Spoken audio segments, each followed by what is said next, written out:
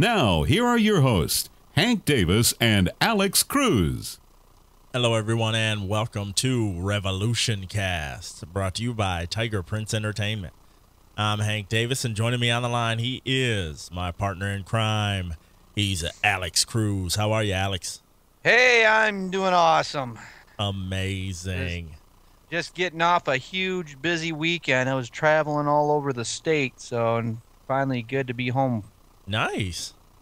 And then you had to endure 60 minutes of this. Did you check out any ratings for this episode? All right. The ratings are continuing to fall.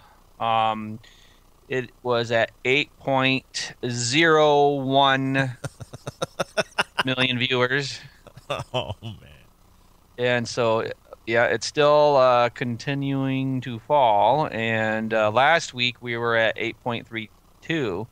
So it wasn't as drastic of a fall as it was the previous week between Chained Heat, episode 2, and No Quarter. We were at 9.21. Oh, wow. Excuse me, went down to 8.32. Yeah, that's a drastic So change. continuing to dwindle. So now we're down to 8. And I wonder where we will settle in at, where will be the ground floor, if you will. I don't know. TV by the Numbers had an interesting article up about regarding Revolution and as to where the TV show could possibly go. And unfortunately, it doesn't look all that great. We for sure are going to be seeing the complete season. And according to my screaming sheep is going off again because they're agreeing with me. Nice. There we go. And so and there's an article titled "Revolution Ratings Keep Falling, but it's a long way from danger." Oh, so okay. there's still hope for it, but I don't know. I don't see it continuing on for a second season if the ratings continue to drop. I mean, that's perfect, science going on there. Yeah, if they it's not rocket surgery. Yeah. Let's just say they settle at 8 million viewers and they stay there. Do you think it would get renewed at 8 million? You know what? It depends on what other shows are going on at this time and whether it could beat what else is going on. In fact, if I go back really quick and see, I'm going to go back and see what the final ratings were and compare it to the time slot it was in. And let's see. Here you go at the 10 o'clock, and unfortunately, it did even worse than Hawaii Five-0. Oh no! So no, it's not that bad. Come on. So with the network television at this time, we have Revolution, Castle, and Hawaii Five-0. Castle getting 10.61 million viewers, and then Hawaii Five-0 with 8.39 million viewers. Jeez. And then there's it's one lost castaway against another. You have Jin on Hawaii Five-0. Yeah, but the ironic thing though is that if we're looking at ratings compared to the 18 to 49 age range, yeah, Revolution takes it. Really? Okay, and that's all they're going to really care about from my understanding. That's what these producers care about, is that 18 to 49. They did a 3.0 rating, and that's the best. That's the best rating in that age range with the primetime TV, and which was kind of funny and ironic because Monday Night Raw beat that. Yeah, well, wrestling's been a staple for years and years and years. Yeah, but you think that primetime would do better than cable? You would think. But I guess not. Are you ready to get into this episode titled Plague Dogs? Yeah, we better do it, or that fan in back of me is going to get slapped like CM Punk did to that kid last night. So, Little Jimmy. All right. Charlie is on the run when a militia guy is on the pursuit, but it's a trap. And Miles introduces himself in order to get the info about Danny and the captain. So wasn't that something? you know what? I thought it was a little too easy that this guy is automatically giving up all this info. Yeah, he was like, "Oh man, I'm Miles Matheson, and all the stories you've heard are true." Yeah, I don't know. I thought it was dumb. Hokiest line ever? Quite possibly. No, not the hokiest line. It's just him giving everything up that easily. Yeah, just terrified. So I'm like, okay.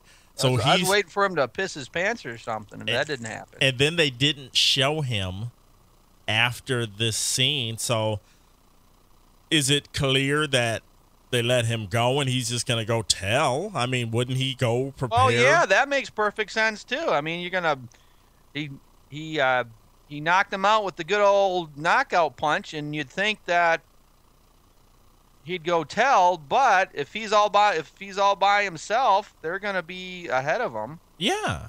And I'm just like, it doesn't, I don't know. You've killed so many people at this point. Can't you just kill him off and make sure he doesn't go tell and give them a heads up that you are on your way? I'm sure they're going to be having everybody ready now.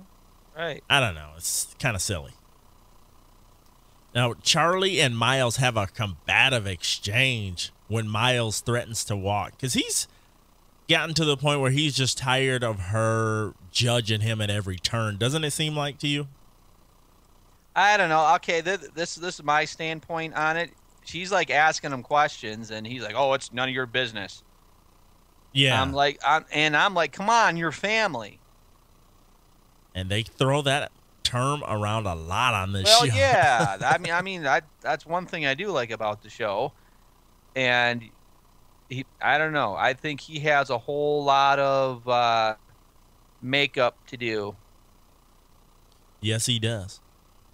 Now we switch gears to Aaron and Maggie. They're waiting at the rendezvous point when Maggie has a flashback about her kids when the power initially went out. So I was looking out the window and I'm like, oh, there's the Space Needle. So she must be in Washington State. She must be in Seattle. She's in Seattle, yeah. And, that was a cute little sequence of the clearest Skype video of all time. Going, you kids are still awake. I'm like, that's pretty good. That's like TV quality video that you're getting there. But, we'll digress. And then once she snaps out of that, Aaron makes it clear to her that they can't tell Charlie and company about the pendant's power surge. And did you think that was a telling point right there about what Aaron thinks of that group that they've thrown together? Yeah, our fellowship is in danger once more. Doesn't that remind you of Lord of the Rings and the ring? Exactly. It reminds me of Boromir, who didn't trust anybody, and I don't think anybody really trusted him either. One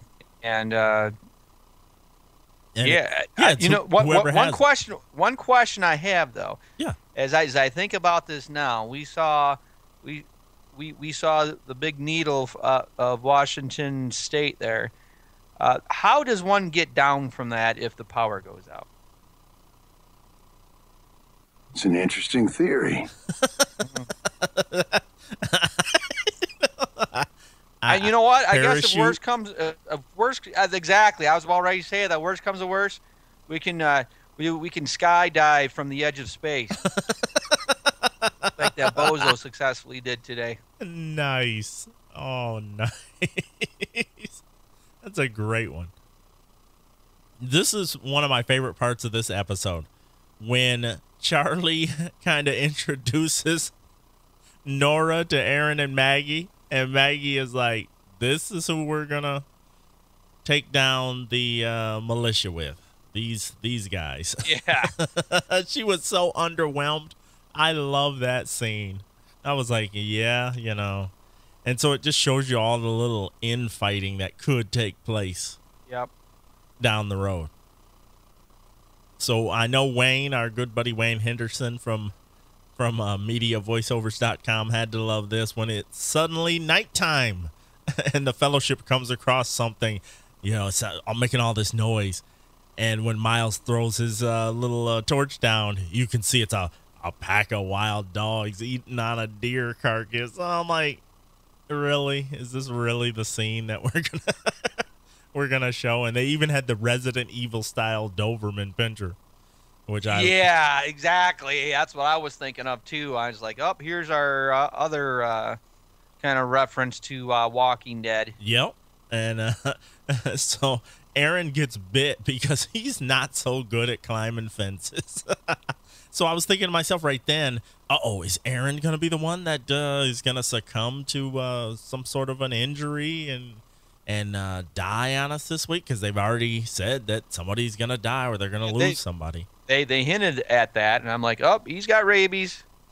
He's going to start frothing at the mouth, and then it would have really been Lord of the Rings like, because whoever shall hold the pendant shall rule them all.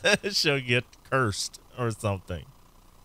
Now, here's a part where I'm going to complain a little bit, because our resident weatherman, Danny, now predicts the weather. And I just laughed hysterically. You're telling me that he knows more about weather than the captain and all his henchmen. You know, there's a storm coming. Don't you feel it? I think he had the Weather Channel app on his iPhone. I know that helps me out. And I was like, now it's time for the weather with Danny. Danny Matheson and the weather. I thought that was hilarious. And I'm like, oh, brother, here we go. Now, this one I had to watch twice, because Rachel is drawing something in that little book she's got there when they first switch to that scene. And I was like, wow, that either looks like Iron Man's chest power cell, or it's the device that took out the power, or could make the power come back on. What it reminded me of was some kind of large-scale EMP type device. That's what it reminded me of. Okay. And I was thinking to myself, like, could it be ground-based or could it be in space? Oh. Yeah, I'm starting to... Good theory. I'm starting to piece stuff together here, kids. And you know, come to think about it, how ironic is this TV show with Jon Favreau as one of the executive producers, and I know he directed the first episode. Yes, he did. Yeah. And Iron Man is almost like the complete opposite, this high-tech thing. He relies on the tech, and here we are at a world with little to no tech. Yeah. No tech to speak of, really. So I was just very curious about this. Did you see that drawing when you watched the show? I did not. Okay. I had to watch it twice because the first time that I watched the show, I did not see it. Then I took to Twitter, and I just happened to catch somebody that follows me on there. Just happened to have a little blurb about, did you see the sketch or whatever? And I was like, let me go back. And so I went back, watched the whole episode again, and I was like, oh my goodness, I would have missed that. So I'm glad whoever that was, I can't think of their screen name on there, but that was a very good call. So I'm glad I got to see that. But we'll find out more about that, I'm sure, in the coming episodes. But man, just right now, I'm saying some sort of EMP type device or something. Then we find out that when Sebastian pays Rachel a visit, we find out that Ben worked for the Department of Defense. Did we know that prior to this episode? You know what? I know he had something to do with it, because I think in the first episode it mentioned he had something to do with the government. I'm not sure. Okay, because I was like thinking that Miles and Sebastian were the only ones with ties to the government. That's what I was coming in thinking. Uh-huh. And then when they said that, I'm like, okay, this is starting to make a lot more sense. So Sebastian calls in an interrogation expert. This part really seemed hokey to me, as he does the whole lay down the tools, but they don't show anything. Yeah, they lay down these really gruesome looking tools, and it's like, what are you going to do with it? And I know I'm kind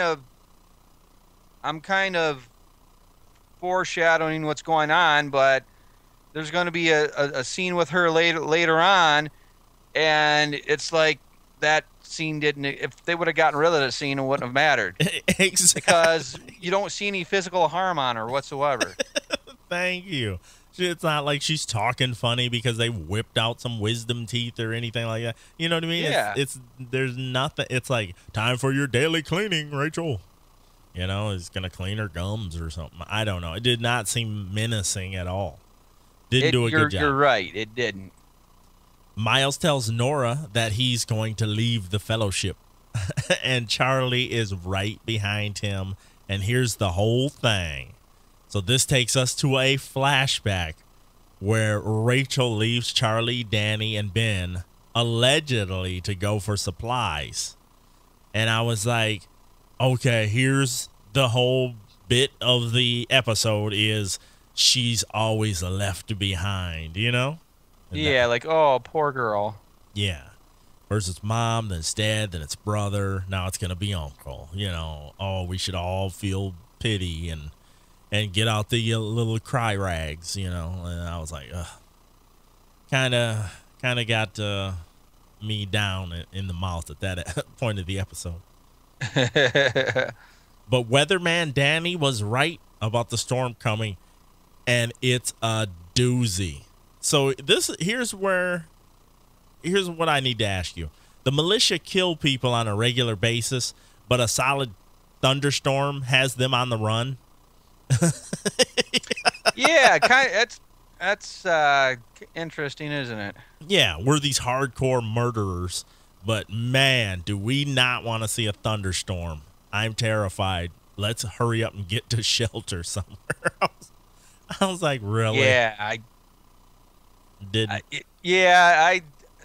for being a bunch of tough guys, they're sure a bunch of wusses. Yeah, because it would have made more sense if they would have been like, you know what, we should just keep trudging on and stuff, and just ignored him more so ignoring him, and then maybe a couple of guys get blown away or something in the storm, and then they seek shelter. Something like that. But not, oh my gosh, it's windy, let's run. You What know, are we gonna do? they were freaking out too in that barn. It's like, really? Hey, put that over there, move that over there. I was like, this is terrible. The team has somebody watching them, and Miles senses it. You know, he senses that, hey, somebody's watching us, and he kind of disappears from the frame, and you could see Nate looking for him, and boom, he's right behind him, and he takes Nate down. And he's trying to kick Nate's butt when Charlie breaks it up, and that was another telling sign there, because she's like, well, I slowed him down. I chained him to a post. And he's like, yeah, it took me 2 days to get free, too. You know, and they're like, oh, when were you going to tell us about this and stuff? So she was not too popular at this point because, I mean, all the adults can kind of see what's going on there. I'm sure they can. Well, most definitely. And Charlie tells Miles to go to hell under her breath. I was like, whoa, she got a little spicy there. And, you know. I don't think she should disrespect her elders, though. That's She doesn't even tag on the uncle. She just says Miles all the time. So I wouldn't let my nephews and nieces get away with that. I wouldn't either, but like I stated earlier, my wife's side of the family, that's what they do, and I don't, whenever I always have my daughter call her aunts and uncles by their proper title, I guess you could say. Yes, it's respectful. Yeah. Back to another Maggie flashback. She's trying to get a boat to go home to England, I guess, to see the kids. Right. But there's no hope. So she walked from Washington State all the way to the East Coast. And then she walked up and down the East Coast trying to find a boat. Okay, now. How long would it take? You know what? Walking from coast to coast, I'm not sure how long it would take, but come on, for something like this, it would take maybe close to a year, I would imagine. It would have to. Because you're not going to just walk straight. You're going to come into contact with other people and make stops along the way. And bodies of water, too, you know. You're going to run into big rivers and maybe the Great Lakes if you're not walking straight. It took Lewis and Clark just about 2 years to go from St. Louis to the West Coast. Oh wow! Back. Okay. But with maps, the journey took 6 months. Okay. Without the maps, it took about a year and a half. Well, she had iPhone and Siri, so she might have got there quicker. She'd be like, Siri, get me to the East Coast. Okay. Oops, I Siri's can do not that. working. Okay. East Coast it is. Now, here's Danny. Danny's always thinking about escape. I mean, I don't know why at this point, but anyway, Danny uses the storm as a perfect opportunity to escape, but not so fast. The captain dropped his butt, and then he throws him down in the cellar. He throws Danny, down into the cellar so they don't get blown away in a tornado. And I love how none of the other militia guys come looking for him. And I wonder what happened to the rest of the militia guys afterwards. Oh, good point. Well, we can bring that up after the main weather activity going on. That's a good point, though. Miles has to explain to Maggie why he's leaving. So Maggie explains to Miles her tough journey across the country and trying to find a ship that would take her home. Was this not Lord of the Rings, like when she was like, I couldn't find a ship to take me home? It was like, oh my gosh, it's the elf chick that can't find a ship to bear her after she stays behind. And you know what? To me, what's ironic about this, you know what?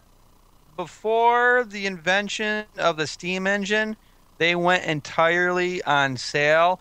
And do you mean to tell me there is no ship along the coast of New England that's a sailing vessel, Nope. a large sailing vessel? No, because of the time it took her to get there, they're all gone. They've all been parted out by then, conveniently enough. They've all been parted out. See, that's where I find where this writing is kind of hokey. lacking. Yeah, it's hokey. I grew up along Lake Michigan, and there were a lot of. I mean, if you go in Muskegon Lake today, I mean, us fishermen, we cuss out these sailboats because they just get in our way. Nice. And so I know some of those yahoos would have been along the East Coast making some type of transatlantic voyage to the other continents just to get word out and stuff. Yeah, definitely. Now, this is when we find out that Maggie was going to poison herself, but before she could do it, that's when Ben showed up to fill his water bottles, and then he showed her kindness. Hey, me and the kids got, we got more food than we can eat if you want to come with us. I was like, oh, yeah. Casanova. I was like, wow, Rachel just left. Nice. Which kind of blows a hole in the whole story they've been telling about her being dead for all this time. Yeah, that's another thing. That kind of ticks me off. And I mean, I thought it was a cool scene where it shows her leaving and stuff. Yeah. And, and so I guess from what I got from that, she left and she never returned. And so they just assumed she was dead. Yes. Yep. Which, the dad knew the deal, I'm sure. Oh, yeah. He knew the truth. But whatever. Now the dogs are back again, and it's time to run once again. They gotta run for it. But Maggie gets caught by some creepy guy. He turns out to be the dog owner, and he's trying to stab her, and she's trying to move the blade away, and it just goes right into her leg, and that's for killing his dog, he said. So we find out that she severed an artery and is bleeding out. Now, she bled out for a long time for hitting an artery. Yeah. When that happened, I just automatically knew that this is it might be it for her. Yeah. Oh, yeah. And another kind of clue that gave it off is they're sharing most of the background stories were all of her. And this show is really turning out to be a lot like Lost, because they're trying to have a mystery, and then they're doing all these flashbacks. And that Lost was predicated on the interweaving the story with all these flashbacks. And that's what they're trying to do this, but the writing doesn't hold up like Lost did, so it makes it really, in some cases, really hokey. I don't know. I don't think much. The episode I really loved was last week's, and I'm not so far getting into this episode at all. No. The captain. Go ahead. And one last thing, how slow are these dogs? Yeah, they look pretty lazy. I mean, they always say, "Let's run from the dogs," and you know what? The dogs are quick. Yeah, they'll run down a human. Exactly, easily. Especially Aaron. Sorry, but they're getting. Yeah. He's going to be the first one to go. And so I don't know. To me that was hokey. And then the amusement park that they were at.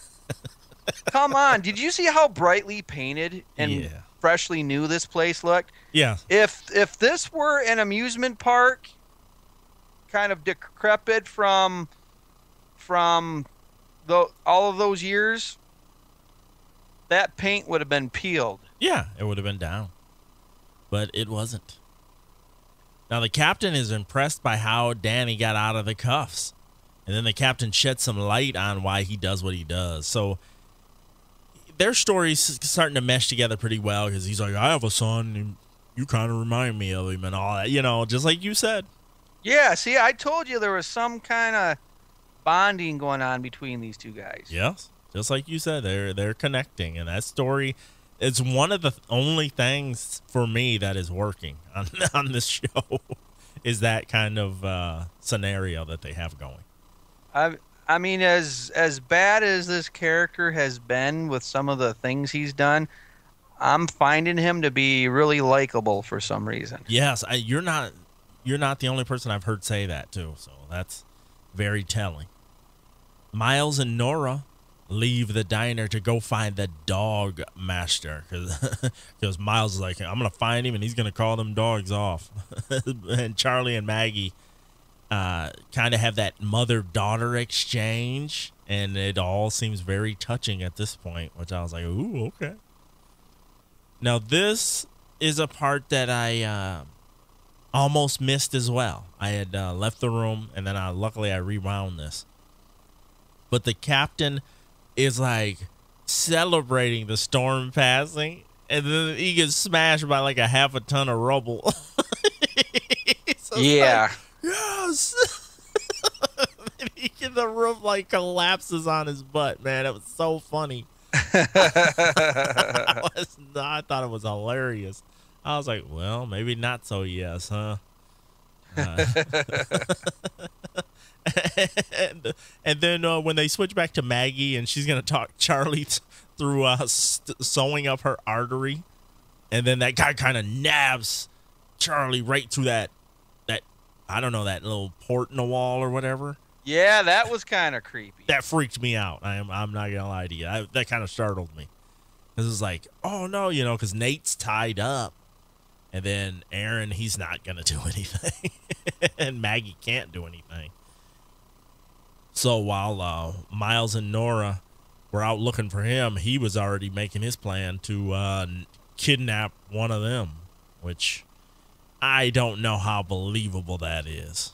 One guy going in after what he believes to be a group of people, Yeah, I thought this guy had an awful lot of connections and stuff. He knew the lay of the land. Yeah, like he's been hunkered down there for a long time.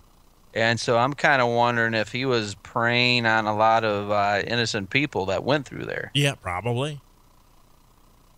Miles and Nora return to find Charlie has been taken.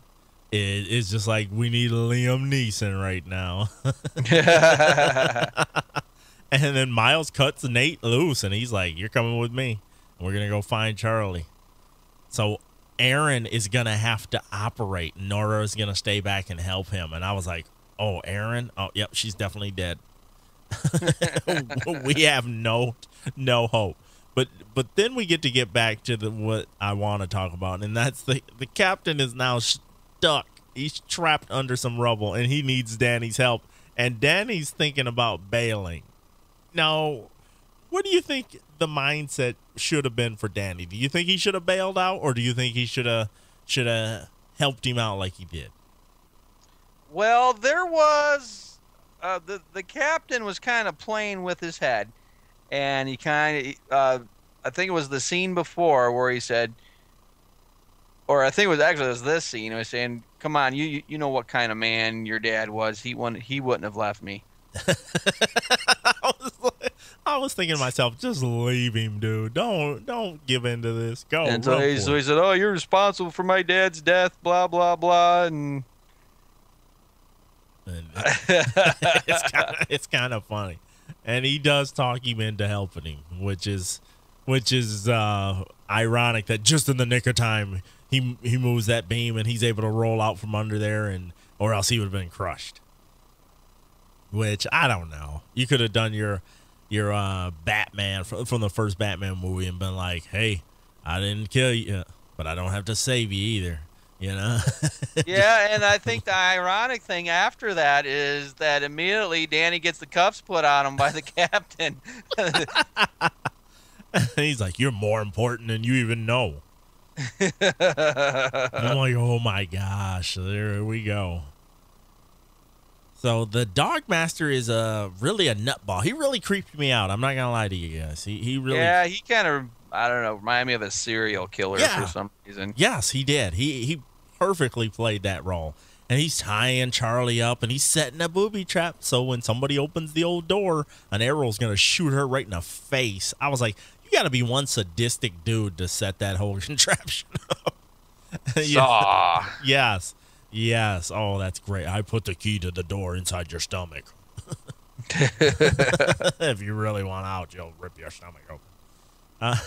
Miles and Nate, they run into the dog master, and Nate puts his butt down, puts an arrow, ironically enough, into his chest. And that was that. And then Miles does open the door, but Charlie's able to wiggle that chair. She had the screws coming out of the floor. She was able to wiggle to the right, I think. And just in time when that arrow just boom, sticks in the wall. Ooh. Now, one thing I noticed as you saw her struggle earlier, and then it went to a commercial, and I saw her wiggle, and I said, you know what? That arrow's not going to go anywhere near her the way she's moving. You could tell it's that arrow. She wasn't going to get nailed from that arrow. Love it. And I'm like, oh, geez, can this get any worse? But it can, because back in ER, Maggie is stitched up and the dogs are on timeout. I love when Miles says that. And what happened to the dogs? They're on timeout. Meaning he killed them. Maggie says her goodbyes to Charlie. And then she asks for that dang iPhone. But Aaron pulls out a book first, which the camera zooms in on. This is another thing Lost used to do all the time. And this one was The Wonderful Wizard of Oz by L. Frank Baum. And we got an email about this, and I'd like to bring it up right now if you don't mind. All right. Les writes, don't you think that the book, The Wonderful Wizard of Oz, being shown on camera was very telling? And he thinks it's compared to Rachel. You know how the Wizard of Oz is somebody unsuspecting, you know what I mean? Somebody behind the curtain. He thinks it's Rachel. What do you think? What do you think about that? I think that's a very good point, and I know I'm going to have to agree with him because she's she's the character that's behind that. She isn't what she seems to be. So and that's exactly what the wizard is. Yes. He's not what he seems to be. Not at all. And Les, It's an interesting theory. I love it. That's a good one. What a good, correlation. Good catch. Good correlation between the book and what they showed us with Rachel. I mean, she's got to be something more important. We're led to believe it's Ben. But why would they? Oh, well, I better hold off one more second before I say. I know where you're going with that. You know exactly what's going to happen. So Let's just fast forward right to that, because Maggie dies, obviously. She was remembering her kids and reading that book to them and stuff. And Charlie has another tough moment where she's like, everybody leaves me.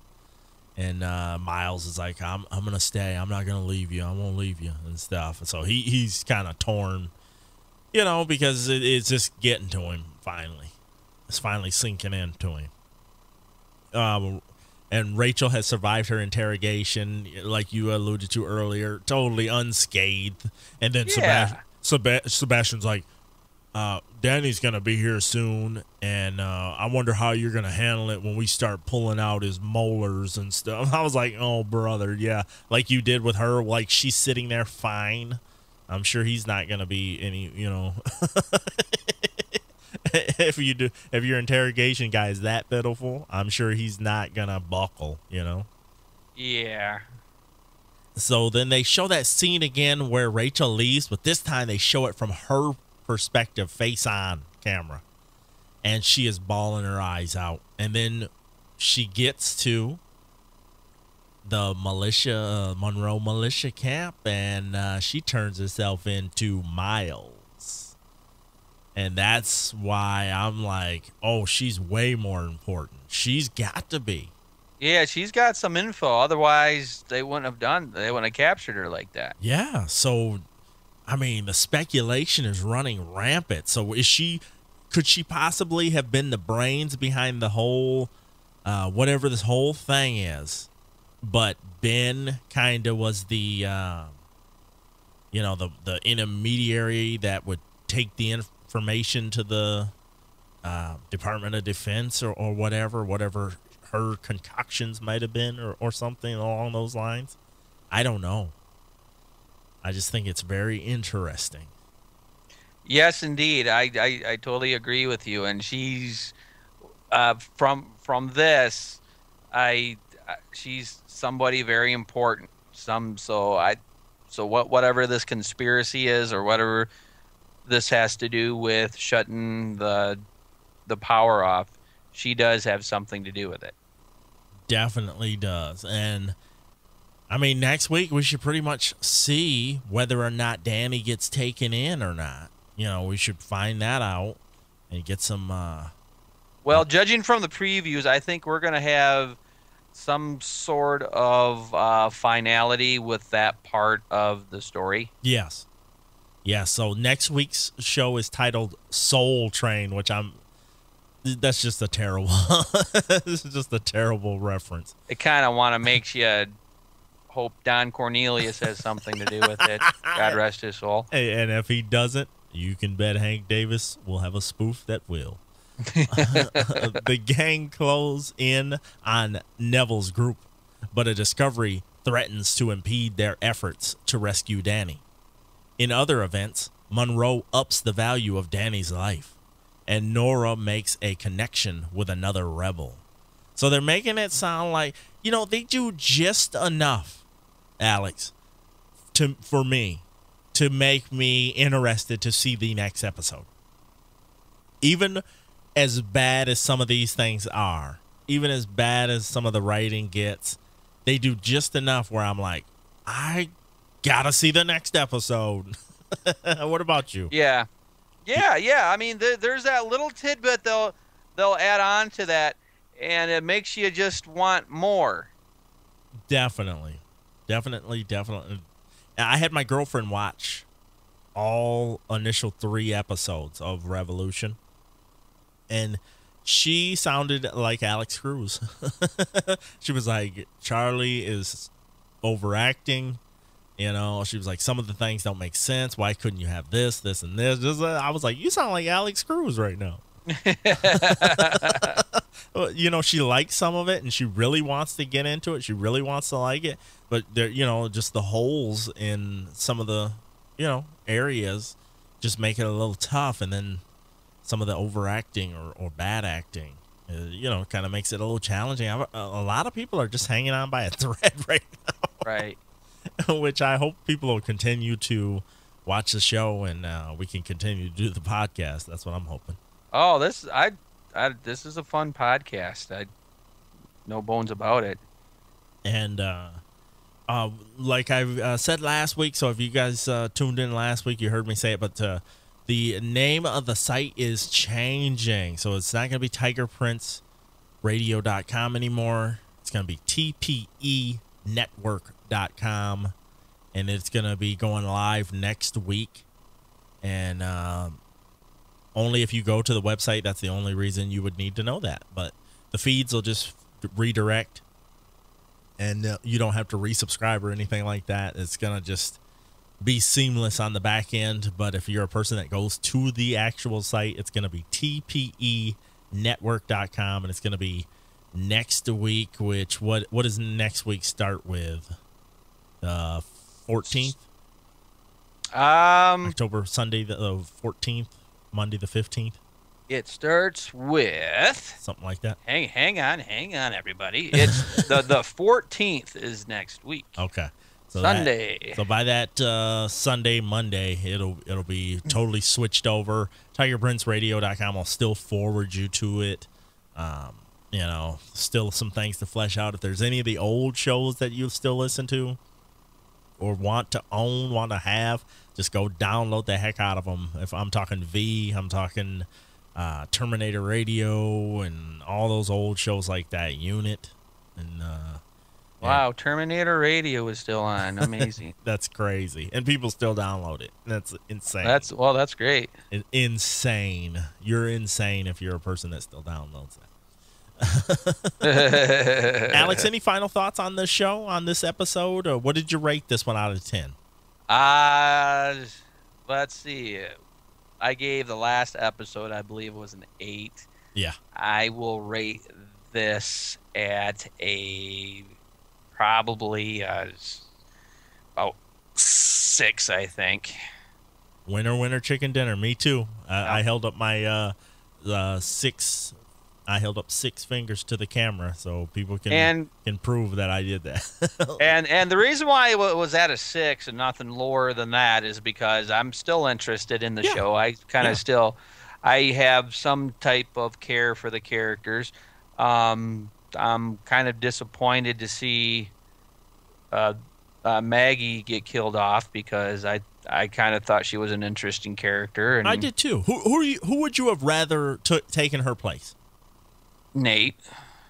Yeah, Nate could have gone away. I mean, I don't know. I guess the reason why I don't care for Nate a whole lot, he just tends to look like one of these geeks that I kind of am, and I don't like to see myself. So. Oh, or do you mean Aaron? Or Aaron, I'm sorry. Okay. I was gonna say maybe. That's right, Nate. You know what? Nate I wouldn't mind if they got rid of Nate too, because as we know, what the last episode he wasn't there. and that was one of the best episodes. Yeah, good point. And so we get rid of that possible romance as well. Yeah, and they're how much longer can they drag that out? Oh, they're gonna milk that for all it's worth. Oh gosh, I'm sad to say, but that's exactly what's gonna happen. Yeah, you're right. You're right on the money. So, really quick, I want to give a shout out to my friend Wade. I want to dedicate this episode to he and his family. My friend Wade, he lost his dad yesterday. Oh, and he's endured a lot this year. 3 weeks ago, his uncle passed away, and then earlier this year, his grandfather passed away, all on the same side of the family. So his poor grandmother had to endure the loss of her husband and 2 of her sons. Oh, that is terrible. So, yeah, I just wanted to let you know, buddy, I'm thinking about you, and hopefully everything will get better soon, and our prayers and thoughts are with you and your family. Definitely. I definitely agree with that. That definitely outdoes the story I was going to tell. Yesterday, I was nearly attacked by a man with Tourette's. At the I'm serious. This is a true story. This man with Tourette's syndrome tried to accost Hank Davis at a local little party store, and did you take his booze from him? He's still with us. A lot of people thought he might not be with us any longer, but but he's still with us. But I could not believe it. I've never encountered anybody with that in my face to face like that, and it was only humorous because nothing bad happened, right? But it could have been really bad. Could have been a really bad situation. But it was just that weird, that's constant swearing and twitching and moving and stuff. And I was just like, sounds like he had a severe case of the Tourette's then, because I know I've had students with Tourette's, and I know a lot of it's like the twitching and stuff, and not so much swearing. It's just the twitching. And then once some of these kids get into middle school, they'll claim they have Tourette's with the foul language, but I don't buy into that at all. I mean, I've never heard anybody string together that many swear words in my life. I was evidently you don't know my dad's side of the family. I know they can drink a few beers. And that they can do as well. Awesome. Anything else, Alex? Nope. Again, if you have any information, or if you'd like to add something, go give us a call or send us an email. Definitely. And we're recording this on a Tuesday, so it's a little earlier sometimes. So sometimes people hit me up, Tuesday night, Wednesday, or whatnot. But no big deal. Any day you send it, we'll include it in the next show or the current show, whatever. It doesn't matter. So whatever you feel like, whenever the spirit moves you, send it in. tprfans@yahoo.com. That's tprfans@yahoo.com. Or call us at 810-309-8445. Regular toll charges do apply. For Alex Cruz, I'm Hank Davis. Until next time, my friends, we're signing off. See ya.